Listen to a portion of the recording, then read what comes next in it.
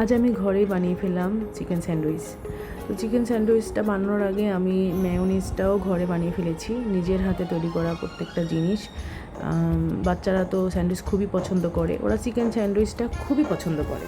তো আমি কি করলাম, ওরা সবজি খেতে চায় না, সেখানে আমি কি করলাম, একটু গাজর আর একটু পাতাকপি কুচি কুচি করে, একবারে কুচি কুচি করে, তারপর মিহি মিহি কুচি যেটাকে বলে ওরকম করে আমি দিয়ে দিলাম, যাতে ওরা বুঝতেই পারে না।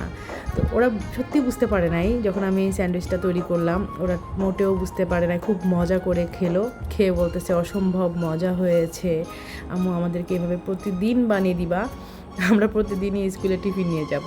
তো এটা তো খুবই সুস্বাদু একটা খাবার, প্লাস ঘরে যদি আমি প্রতিদিনই বানাই দিই, বাইরে থেকে কিনে খাওয়া, বাইরেরটা কখন বানায়, চিকেনটা কখন কি করে বলা তো যায় না। আর যদি ঘরে নিজে এভাবে তৈরি করা যায়, বাচ্চাদের স্বাস্থ্যের জন্য খুবই ভালো হয়।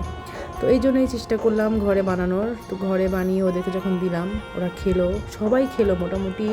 এখানে আমার 500 গ্রাম চিকেন দিয়ে আপনার 30 পিস স্যান্ডউইচ হয়েছিল। তো সবাই মোটামুটি খুব মন ভরে খেলো, আমারও খুব ভালো লেগেছে, অসম্ভব টেস্টি ছিল, খুব স্বাদের হয়েছিল, সব কিছু পারফেক্ট ছিল স্যান্ডউইচের মধ্যে।